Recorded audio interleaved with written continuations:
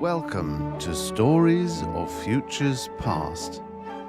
Today I present to you Founding Fathers by Robert Bloch, originally published in 1956.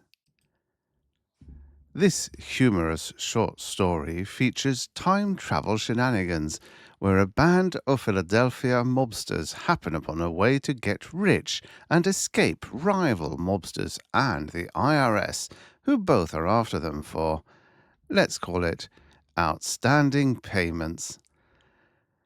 With a professor's contraption, they lay plans to go back in history and, well, that would be spoiling it. The clue is in the title. It is all very tongue-in-cheek, and what might seem irreverent really isn't. Enjoy. And now, our feature presentation, with apologies for the dodgy accents. Founding Fathers by Robert Bloch, originally published in Fantastic Universe, July 1956. Narrated by Tom Trusser. 1. Early on the morning of July 4th, 1776, Thomas Jefferson poked his peruqued head into the deserted chamber of what was to be known as Independence Hall and yelled, "Come on, you guys, the coast is clear." As he stepped into the big room, he was followed by John Hancock, who puffed nervously on a cigarette. "All right," Jefferson said. "Ditch the butt, will ya? You want to louse us up, creep?" "Sorry, boss." Hancock glanced around the place, then addressed a third man who entered behind him. "Dig this," he murmured.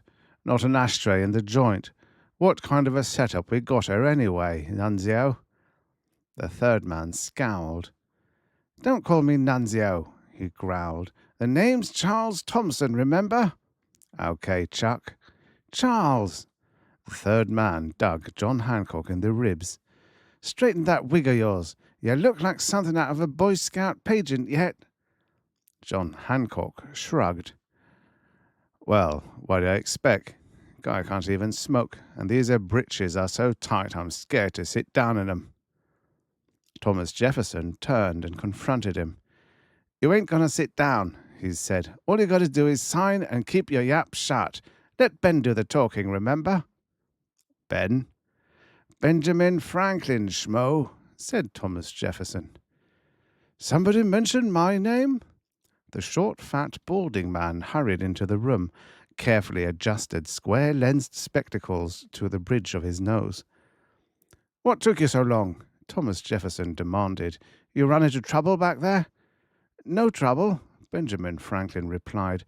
"They're out cold, and the gags are holding. It's just these glasses. The lenses distort my vision. I'd forgotten I have to wear them." "Can't you ditch 'em?" "No, somebody might get suspicious." Franklin peered at his companions over the tops of the spectacles. "They're likely to get suspicious anyway if you don't do what I told you." He glanced around the room. "What time is it?" Thomas Jefferson fumbled with the ruffles at his sleeves and gazed down at the face of his wristwatch. 7:30, he announced. "You're sure?" "Checked it with Western Union."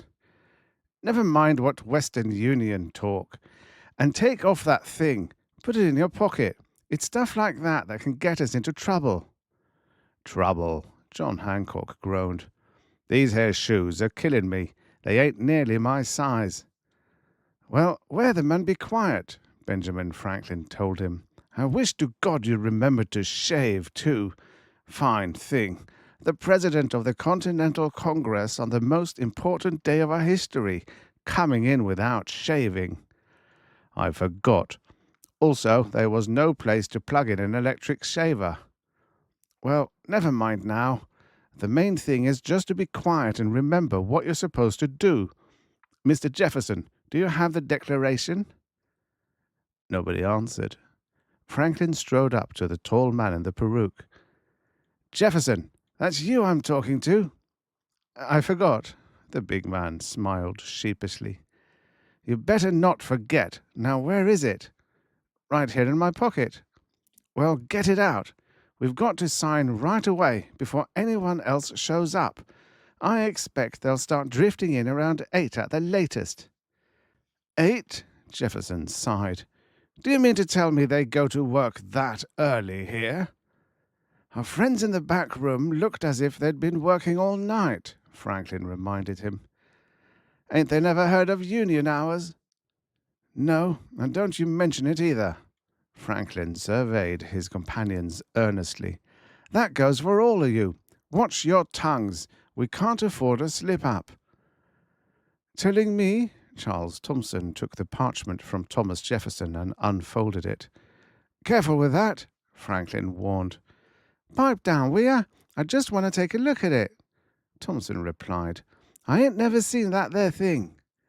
He glanced at the manuscript curiously.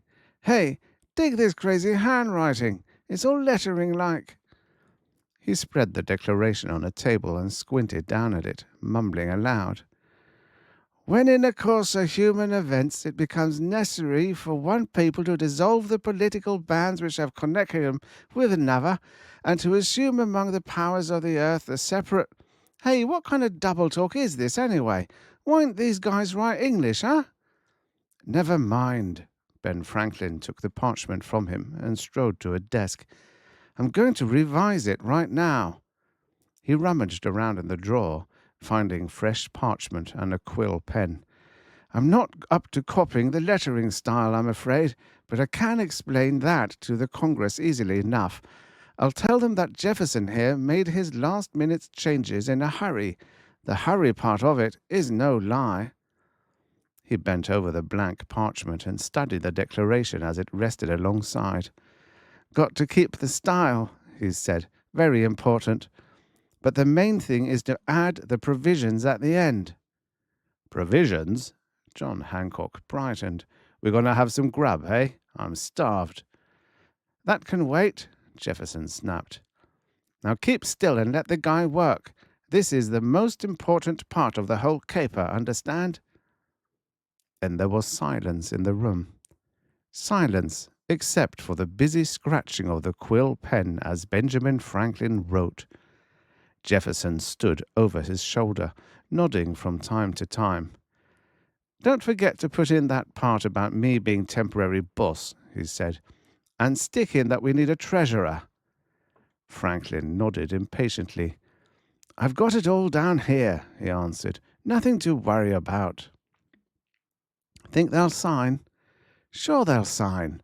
It's only logical.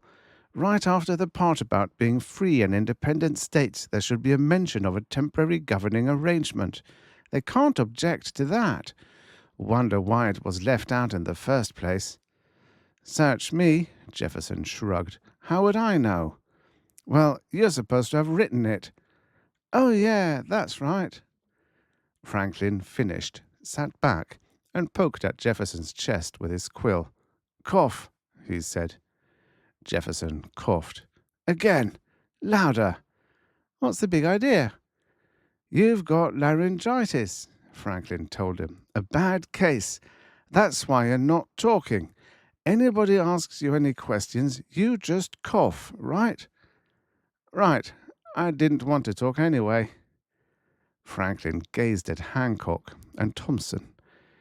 You two better sign and disappear. When the gang arrives, you go in the back room and keep an eye on our buddies there. I'll make up some excuse why you're not around. Can't take the risk of having you cornered and questioned. Got it? The two men nodded.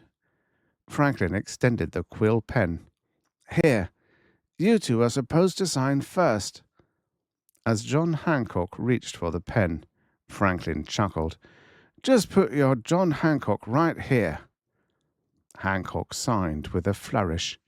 He gave the pen to Charles Thomson. Remember, you're the secretary, Franklin said, as Thomson dipped the quill in the inkwell. What's the matter? That quill too clumsy for you? Sure it's clumsy, Thompson said. "And these clothes are murder, and none of us guys knows how to talk. We can't get away with this, thinker. We're going to make mistakes." Benjamin Franklin stood up. "We're going to make history," he declared. "Just follow orders and everything will be all right." He paused and lifted his hand. "In the immortal words of myself, Benjamin Franklin, we must all hang together, or assuredly we shall all hang separately." 2. They had hung together for a long time in Philly. Sammy, Nunzio, Mush, and Thinker Tomaszewski. They shoved a little queer, peddled a few decks, but mostly they made book. It was a nice setup for all of them, particularly since the Thinker came into the deal. The Thinker was a genuine shyster, with a degree and an office and everything, and he fronted for the outfit. The funny part of it was, Thinker Tomaszewski had a regular law practice too, and he could have made a pretty nice piece of change without cutting corners. But he worked with them for kicks at first. "The only way I can explain it," he told them, "is that I don't seem to have a superego." Always with the $2 words, that was the Thinker. And it was his $2 words that finally got them into trouble. In the beginning, everything was fine. Using his law office as a front, he had no difficulty in getting acquainted with a better class of mark, not the $2 on the nose working stiff, but heavy betters. He steered them to Sammy or Nunzio or Mush, and they made a big book. They made a big buck, too. So big that they just had to place a few bets of their own with some of the top wheels like Mickey Tarantino. Playing it smart, of course, and working only on inside tips when they were sure of a horse getting the needle. Came an afternoon when the needle stuck, and they were stuck for 20 grand. Mickey Tarantino held out his hand and smiled. But the smile vanished when Sammy went to him and said he needed time to pay up. "What do you mean?" Mr. Tarantino had inquired. "You guys are loaded. Look at all the rich suckers you make book with." "All we got to show for it is markers," Sammy confessed. "It's like your old man's delicatessen. The poor guys pay, and the high-class trade puts it on the cuff. You know how those big operators work. Well, it's the same in our line. You can't collect from them." "You damn well better collect," Mr. Tarantino advised, "because you got until tomorrow morning, or else you wind up in Plotter's Field or wherever." So Sammy went away and called a meeting at Thinker Tomaszewski's office and broke the news. Thinker had news for them, too. "Tarantino isn't the only one who thinks we're rolling in the stuff," he announced. "Uncle Sam is looking down our throats for a little matter of back income taxes." "Great," Sammy groaned. "Tarantino's hood's in front of us, and the federal finks behind us. Which way do we turn?" "I suggest you turn to our clients," Thinker answered. "Call on some of our investors and ask them to redeem their markers." So Sammy and Nunzio and Mush called, and early that evening they assembled and pooled results. 3 grand, Sammy snorted. 3 lousy grand. "Is that all?" The Thinker was genuinely mystified. "I should have thought you'd get more than that." "Sure we got more. Excuses we got, promises we got, brush-offs we got. But here's the moolah. 3 grand, period." "How about Cobbett?" Thinker asked. "Professor Cobbett, he's your baby, isn't he?" The Thinker nodded. Professor Cobbett was indeed his baby, one of the upper crust. What's he into us for? Sammy demanded. About 8, I think. 8 and 3 is 11. Not so hot. But if we could get it fast, maybe Tarantino would hold off for a while. Let's get it fast, Mush suggested. Let's go out and see old Cobbett right now.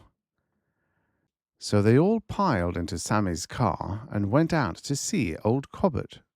The professor had a country place, a nice layout for a man who lived all alone, and he was cordial and pleasant when he greeted the thinker on the front porch. He was not quite so cordial or pleasant when he learned what the thinker wanted, and he was downright inhospitable when the thinker beckoned and his 3 companions appeared out of the darkness. They had to stick their feet in the door, and they had to stick their heaters in his ribs. No fooling, Nunzio told him. We want our loot. Oh dear, said Professor Cobbett, as they marched him backwards into his own parlour. But I have no money. Don't con us, Mush told him. Look at this joint, all this fancy furniture. Mortgaged, the professor sighed. Mortgaged to the hilt, and past it.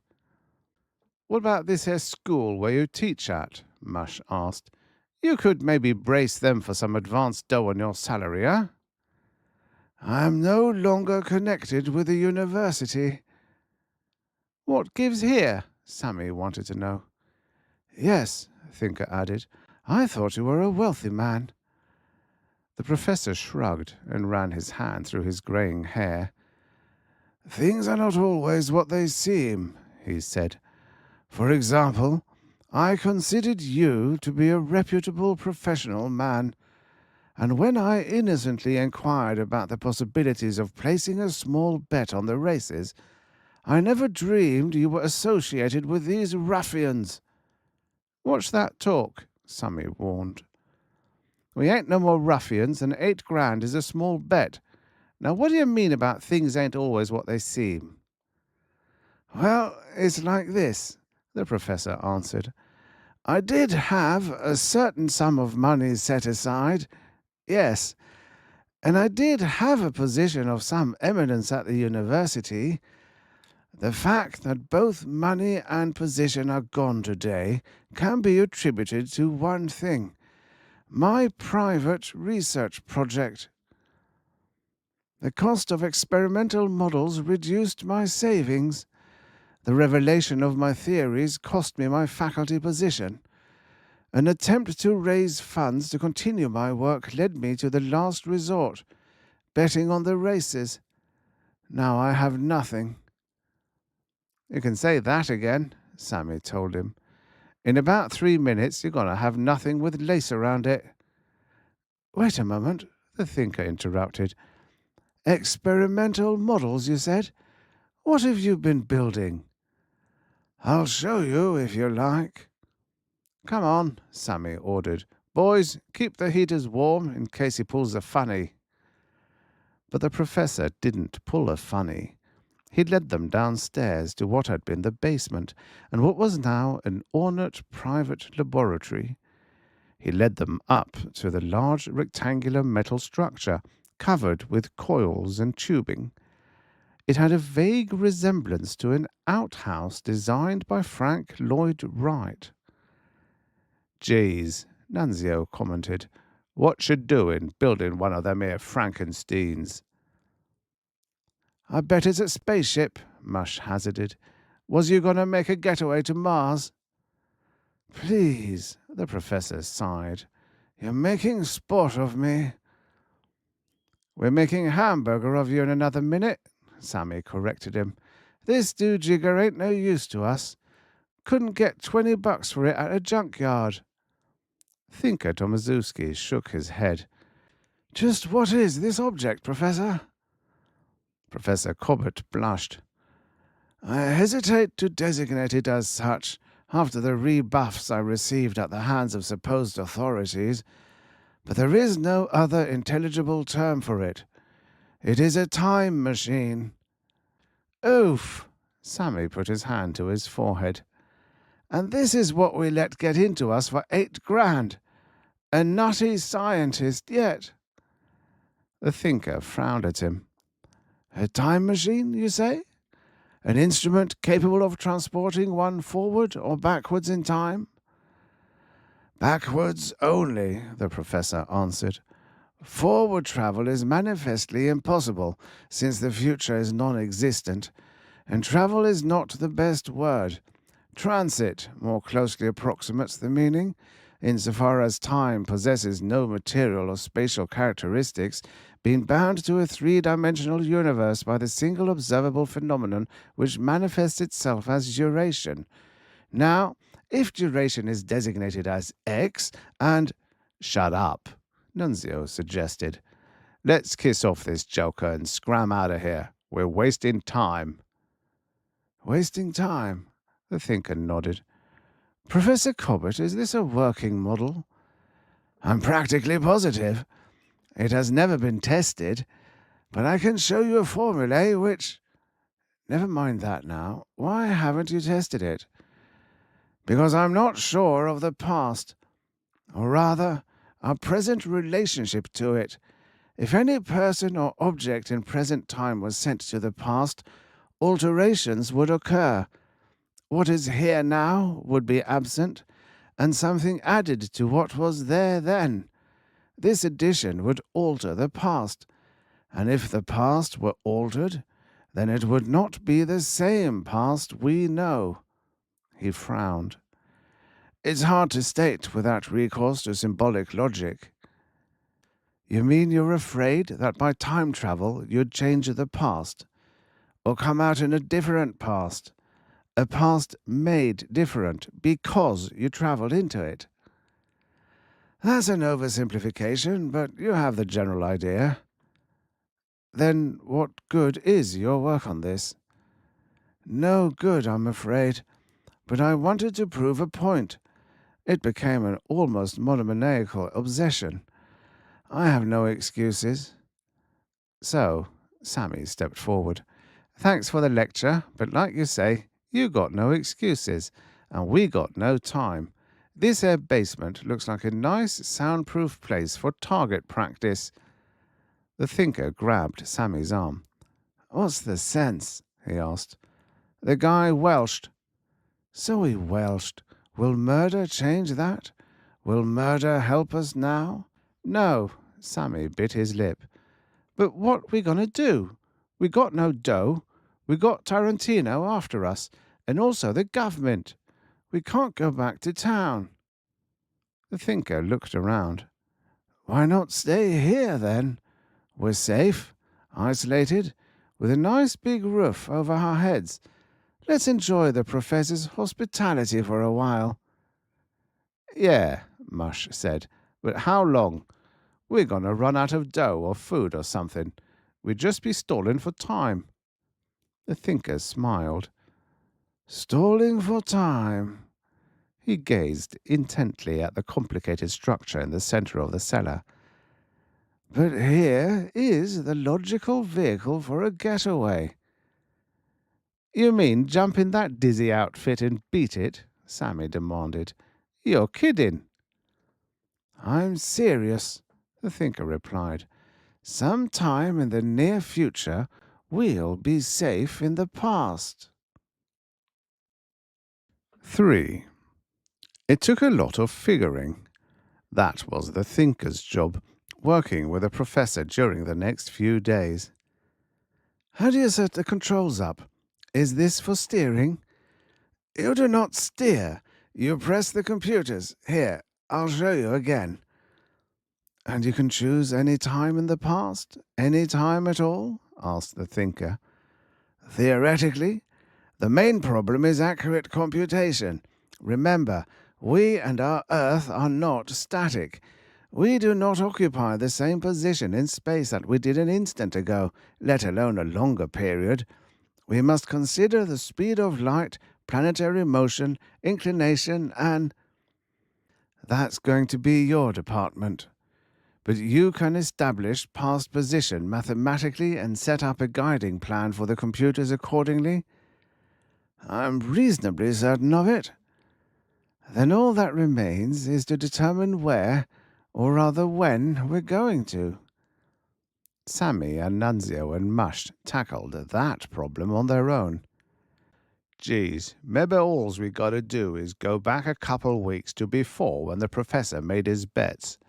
Then we ain't out no dough. Yeah? What about them their back taxes? So we gotta go before when we owed them. That's when we went into business, stupid. We was broke. Well, if we can go anywheres we want in time, how's about way back, to the Egyptians like?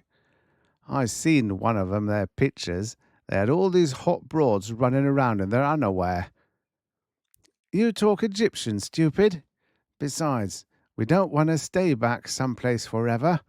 Way I figure, we go to some time where we can lay our mitts on some loot, real fast like, and then come back. Now you got it. That's the angle. Hey, how about that there gold rush? The professor interrupted them. I'm afraid the gold rush wouldn't be of much use to you, gentlemen. After all, it occurred in the year 1849. But you can send us to 1849, can't you? Conceivably, if my theory is correct. But you would not be in California. You would still be right here in Philadelphia, in the field which stood here before this house was built. Then we got to find our loot in Philia, somewheres in the past. I'm afraid so. Geez, and we can't show up in no vacant field with that machine either. Then the thinker took over. I'm beginning to pinpoint our problem, he announced. Professor, I'm going to utilize your library for a day or two. Perhaps I can discover when gold was available in Philadelphia. There's always the mint. Too well guarded. We'd never be able to loot it, any more than it could have been looted by past efforts. Banks? Sammy brightened. With our heaters, we could knock over one of them big jugs easy, say 100 years ago. And come out with what? Old-fashioned greenbacks? We wouldn't be able to use currency of that era today. Arouse suspicion. No, I'm looking for gold. Finally, in a copy of Berkeley's History of the Revolution, the thinker found it. He broke in upon the others as they sat guarding Professor Cobbett. Here's the answer, he exulted. Remember what happened in Philadelphia on July 4th, 1776? That's a holiday, isn't it? Nunzio brightened. Must be the Phillies took on the Giants in a double-header. 1776, stupid, Sammy scowled. Yeah, I remember. They made Washington the president. Nah, it was a Declaration of Independence, Mush corrected. Right. The Declaration of Independence was presented to the Continental Congress assembled at what is now Independence Hall, and so forth. But here's another little-known fact. At the same place, on the same day, the Revolutionary Treasury was turned over to a small group for temporary storage. It consisted of upwards of 30,000 pounds sterling in smelted ingots. That's about $150,000 in gold. Brother, Sammy whistled. What a way to celebrate the 4th. Then he frowned. I bet they had plenty guards around. No, that's just the point. It was all a secret. Few people know of it to this day. Troops brought it in a wagon around noon. They thought they were hauling documents. It was carted upstairs, and no guards were posted lest suspicion be aroused. Its presence was known only to Benjamin Franklin, Thomas Jefferson, and one or two others, probably John Hancock and maybe Charles Thompson, the Secretary of the Congress. It was to be used to pay troops and buy supplies. I'm sure it could help to pay off old Mickey Tarantino and the feds, and leave us plenty to spare. That's exactly what I had in mind, gentlemen, the thinker smiled. Now all that remains is to work out the details. I shall concentrate on the historical aspect, and the professor here can work out the mathematical computations." Professor Cobbett blanched. "Mathematical computations? But you're asking the impossible. Why, that was over 180 light years ago. We'll be faced with a problem of billion-fold magnitudes, and the slightest error or variation can have serious consequences." "Ain't gonna be no errors," Sammy told him. "Or consequences will be really serious. For you." He showed the professor his heater. "Now get to work. We're going places." "Going places." Mush looked at him. "All this here stuff was at Independence Hall. The machine's here in the cellar. We're gonna come out on July 4th in a cow pasture or something." "That's your job," Sammy decided. "Case this joint. See how it's set up for guards at night. Alarm system, the works. Look it over like you would a bank job. I think we can take over. Nobody's going to think a mob would break into hysterical shrine or whatever. We get things set, we hire us a truck and cart the machine right down to the hall and take off from there some night soon. Right?" "Hey, that's a tough deal." "Things are tough all over," Sammy said. "Now get going." So Mush got going, and the professor got going, and the thinker got going too. And before the first week was up, they were organized. Mush made his report. The invasion of Independence Hall could be made without too much trouble. Of course, it would cost money for the truck, and there might be repercussions, but they could try to pull it off. And in view of the present hopeless situation, and in view of the possible gain, it was worth the gamble, Sammy decided. The professor presented them with a working manual based on his computations. "Are you sure this gets us there?" Sammy demanded. "And back too?" "Look it over," the professor said. "See for yourself." "It's all right," the thinker told him. "I've checked it. See, we have no set time for return. Our plans call for us to get the gold and come back as soon after the noon hour as possible. So the professor has worked out return variations based on 5-minute intervals throughout the early afternoon. It's as foolproof as we can hope to make it." "All right, if you say so," Sammy shrugged. "But what I want to know is, what do we do when we get there?"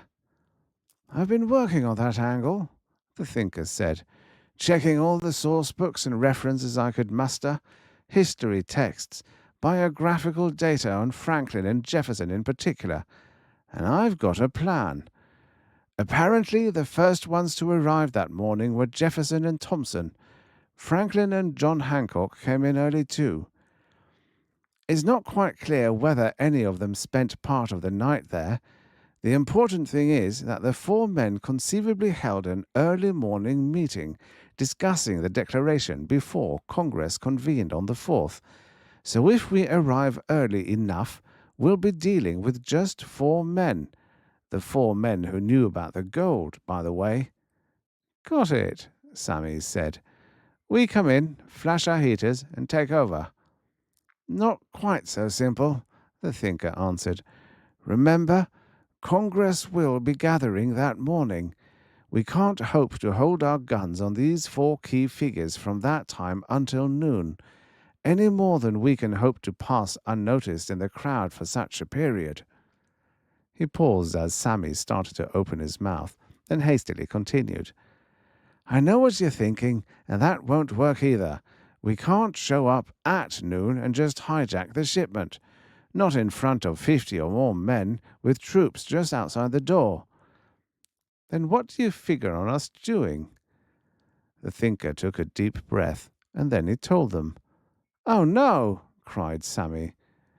"Me making like John Hancock?" Mush gasped. "I should run around in one of them wigs like a big-shot politician?" Nunzio scoffed. The thinker was calm. "Don't you see it's the only way? The wigs are perfect disguises. Look, I've got pictures of all these men, and we can buy a makeup kit. I'm fortunately bald and approximate Franklin's build. Physically, we can get by. And don't worry about playing the role of a politician. Yeah, Mush was thoughtful. After all, what's a politician, anyhow? Just a crook that's learned how to kiss babies. But we won't be kissing no babies that morning, Sammy reminded him. Me, I've been reading up a little on that stuff too. Them four guys did a lot of things on the 4th, made speeches, tried to get the rest of the Congress to sign, all kinds of stuff. And they knew everybody. Everybody knew them. We'd fluff it for sure trying to do what they did. That's just the point. Thinker Tomaszewski was triumphant. We don't have to do what they did. Because we're going back in time, we're changing what happened. I think I'm familiar enough with Franklin's personality. I can talk if necessary. Sammy, I'll coach you. The other two boys can be absent, if need be, and it may well be necessary to guard our machine and our captives in the rear room. We're not going to merely reenact history. We're going to change it to suit ourselves. Now do you get it? They got it eventually, because the thinker rammed it down their throats. And so they got their coaching, got their truck, got their plan, and actually transported the machine bodily into the rear of the vehicle on the evening arranged for departure. It wasn't until they stood for the last time in the now open expanse of the cellar that Professor Cobbett voiced a final, timid protest. "I hesitate to bring this up," he said, "because you'll very likely suspect my motives. You'll think it's because you're preempting my property, and because you are unwittingly involving me as an accomplice in your crime. You'll think it's because I have patriotic objections to your plans for desecrating our history." "Well, haven't you?" Sammy asked. "Yes, I admit it." Sammy glanced significantly at Nunzio, then back to the professor as he continued. "But what I have to say to you now, I say in my capacity as a scientist. In that capacity I warn you, as I did on the first evening here, time travel is hazardous. The possibility of alteration of the past due to your invasion cannot be discounted. You may well find yourselves up against unforeseen factors, unexpected problems. That's why I never dared make the attempt myself, not even a journey of 1 minute, let alone almost 2 centuries. Should you fail, I must absolve myself of any responsibility. I shall await your return with the utmost trepidation." "Don't bother," Sammy told him. "We got that all figured too. You plan on waiting for our return with a gang of coppers, don't you?" The professor turned pale. "Don't tell me you gentlemen expect me to come along," he murmured. "I couldn't do that. I wouldn't. I'd be afraid. Frankly, the dangers of dislocation or alteration in the past frighten me worse than the prospect of death itself." "I'm glad," Sammy said slowly, "on account of its either-or, and you just made up our minds for us." The thinker was already out in the truck, but Mush and Nunzio stood beside Sammy in the cellar. Nunzio took out his heater, and Mush smiled. "Well," he said, "looks like we're starting off our trip with a bang." 4. And a bang-up journey it was. There was a route to travel, and guards to knock out and bind, and a heavy machine to cart up into the rear chambers of Independence Hall. Then came the nerve-wracking business of setting it up, and the thinker's frantic re-scanning of the professor's charts and directions as he set the computers. By the time they were ready to take off, 1:45 a.m. on the dot, the transition itself was almost an anticlimax. Anticlimax it proved to be. They huddled in the machine, the vacuum lock set and the vacuum-lined walls enclosing them, and a generator hummed, and the fluorescent light above the dials dimmed, and the thinker pressed his finger down after endless adjustment of tab buttons, and then nothing happened, or seemed to happen, until the moment, or century, or eternity of darkness elapsed. None of them were conscious of a change at all. It was when they opened the compartment and stepped out that the change occurred, or they were aware of its prior occurrence. "Thinker," Nunzio said, blinking in the bright morning sunlight that streamed through the high windows. "We made it." Sammy and the thinker and Mush didn't even look at him. They were staring at the four men on the other side of the room. Four men who stared, in turn, at them. Then things happened fast. Things happened with orders and heaters and ropes and gags. Things happened with wigs and shoes and clothing. Four writhing figures squirmed on the floor, then calmed to quiescence as Mush used the butt of his heater. "Fancy this," he sighed. "Me knocking out old Ben Franklin himself." "Never mind fancying it now," the thinker told him. "We've got to get ready for more action." And so they'd gone into their act. Altering the text of the declaration itself was an inspiration on the thinker's part. "Give 'em something to argue about all morning," he said. "Keep them talking. Then we don't have to. And if they accept the business about temporary governing powers and a treasurer, there'll be no questions asked when the gold arrives and we take charge of it." He glanced at Mush and Nunzio. "You two go in the back room right now. Watch the machine. Keep the founding fathers company. And don't forget to watch the windows. Maybe the gold will arrive early. Professor Cobbett was no fool. I respect his judgment. If he said things might be a bit different in the past because our coming changed it, maybe he's right." "Nothing different so far," Sammy said. "Well, one never knows." Mush and Nunzio vanished, and the thinker turned to his companion. "Remember your laryngitis. They called it Quincy in these times, and that's how I'll refer to it. And when I do, you cough." "Got it," Sammy said. "But hey, when's the gang showing up?" He pulled his watch out of his pocket and studied it. "Must be after 8 by now." He frowned. "That's funny. It stopped. Still says 7:30. "Let me take a look outside," the thinker suggested. He strode to the window. "Crowd down there all right. But wait a minute." He tugged Sammy's arm. "Look at those soldiers." "I see 'em. You mean the ones in the tall hats with the red uniforms?" "Red uniforms mean British troops." "British?" The thinker didn't answer. He rushed to the door of the hall, flung it open.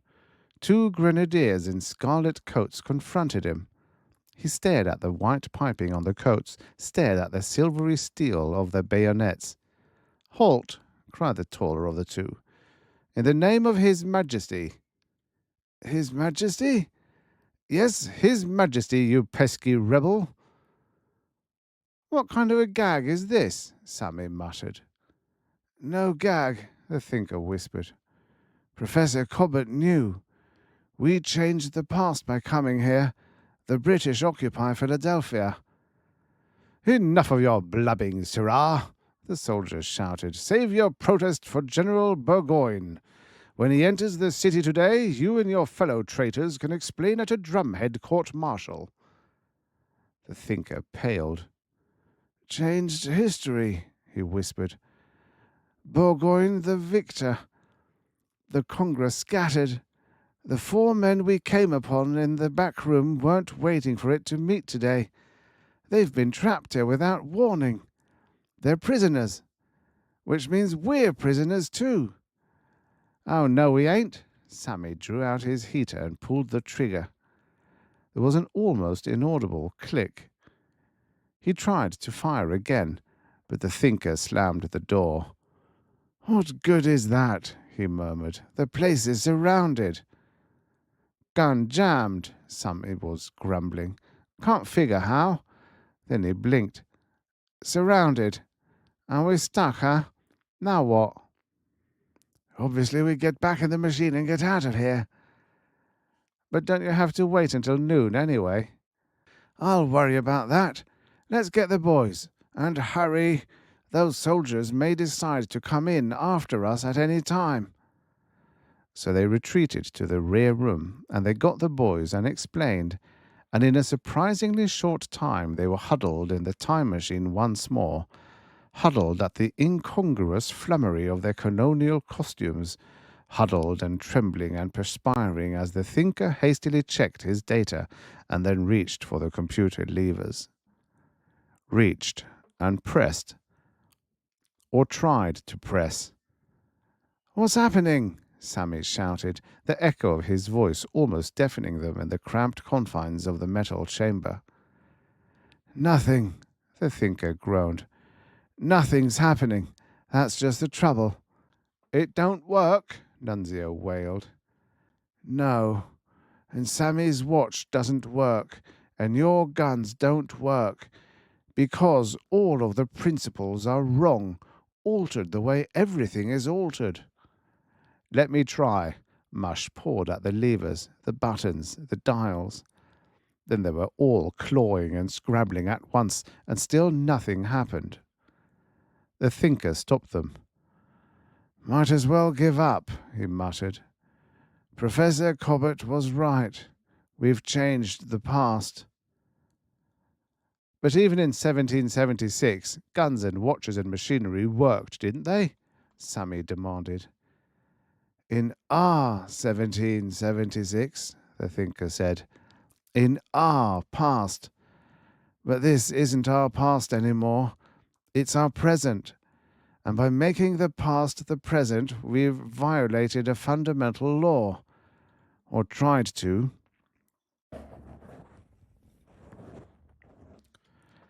"In our 1776, the thinker said. "In our past.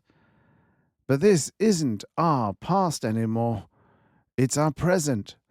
And by making the past the present, we've violated a fundamental law. Or tried to. Actually, fundamental laws can't be violated." "But we came here." "Yes, here. But here isn't our past. It couldn't be. It would have to be somewhere else." "Where else could it be?" Mush wanted to know. "A place where modern mechanisms don't work, not having been perfected yet. A place where the British defeated the forces of the Revolution and captured the Founding Fathers. And that could only be in an alternate universe." "Alternate universe?" The thinker was still trying to explain the concept of an alternate universe to them when the soldiers finally came in to drag them away. He had time only for a final warning as the troops seized them. They were very rough about it. "Remember, like Franklin said, we must all hang together," he whispered. Even there, the thinker was wrong. They were hanged separately. The end. About the author. Robert Albert Bloch, born 1917, died 1994, was a celebrated writer of mainly crime and horror fiction. You just might have heard about one of his novels called Psycho, that was made into a movie by Alfred Hitchcock. A protege of sorts of H.P. Lovecraft in his tender youth, Bloch's long career as a writer started with Lovecraft and weird tales-inspired short stories, many of which were fantastical. He wrote hundreds of short stories and more than 30 novels, and many, many, many screenplays. He also wrote a handful of science fiction stories. He was showered in awards and nominations, from the Hugo for the Best Short Story with That Hellbound Train in 1959 to several different Lifetime Achievement Awards, the first Fandom Hall of Fame Award, and he is named a Grand Master of the World Horror Convention. This story was extensively researched and no evidence has been uncovered to indicate its U.S. copyright was renewed. The text is therefore deemed to be in the public domain. It has been painstakingly transcribed by yours truly and is destined to be made into a free ebook for the world to enjoy at Gutenberg.org. Do you want to know how you can help save more such stories? Go to storiesoffuturespast.substack.com/about.